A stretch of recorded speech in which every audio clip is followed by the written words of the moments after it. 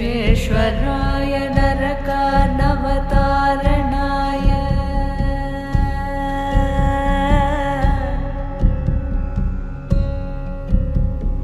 विश्वेश्वराय नरकार्णवतारणाय कर्णामृताय शशिशेखरधारणाय कर्पूरकान्तिधवलाय जटाधराय दारिद्र्यदुःखदहनाय नमः शिवाय।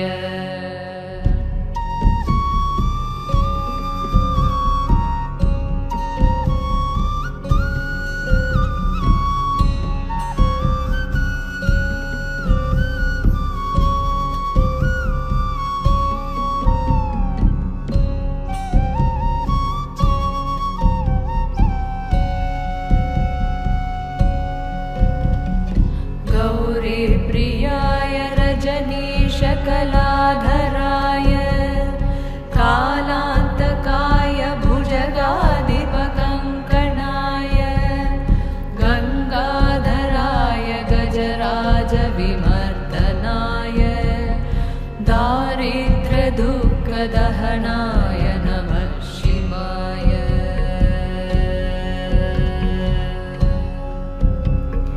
भक्तिप्रियाय भवरोगभयापहाय उग्राय दुर्गभवसागरधारणाय ज्योतिर्मयाय गुणगानसुनृत्य। You drank cobra's venom with milk. Why? It's venom, it's not poison. You need to understand that. Venom affects you only when it gets into your bloodstream, not necessarily in your stomach. But invariably, there will be some opening somewhere, some small cut, some small ulcer, something, it will enter, it has. Plus my eyelids are a little droopy, otherwise I'm okay. So whatever I offer to him, how do I offer to him without me taking it on? Venom worked out very well for me a long time ago. It took my life away, but it gave me something more precious than life. So venom did not work against me, venom worked for me, and it's continued to work for me. There are various aspects to it. My only concern is, if I speak about this, people will understand it in bits and pieces and take those bits and pieces and they may get bitten. Venom in small doses is very intoxicating. Too much of anything kills you. Even oxygen kills you, do you know this? Pongal can kill you. Too much pongal can kill you, believe me. Yes, it does. Probably pongal kills more people than cobra's venom. Yes, it does. Solidified mercury takes in only 3 substances. Actually, we could experiment, but I don't want to do such things. With another piece of mercury, we could try this, you can see this actually. It will take in gold, it will take in silver, and it will take only cobra's venom. You give it some other venom, he won't take it. He's very choosy about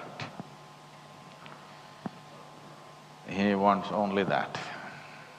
These are only 3 substances that he will eat, nothing else he will touch. So that's not without reason, there is good reason for that. If we have to put it into terms that you understand as science, sun comes up in the morning, is it scientific enough for you? What's scientific about it? A cock crows, so the sun comes up. What is scientific about it? Nobody can ever explain why of everything, according to modern science.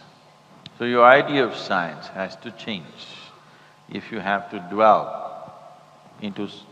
if you want to enter into certain other dimensions of understanding and experience, your idea of science has to evolve to a different level of thought and a different level of perception more than thought. Snake is a very unique creature, particularly a cobra. The reason why the symbolism of the snake, the raised hood upon Shiva's head, worn as an ornament, is… Shiva is generally described as Trinetra, that means one whose third eye has opened, which essentially means that he has reached the peak of perception. Everything that can be perceived is perceived by him. He is using snake as a symbolism to… in a way, the statement is that he is as perceptive as a snake. What is so perceptive about a snake? A snake in, let's say, Velangiri Mountains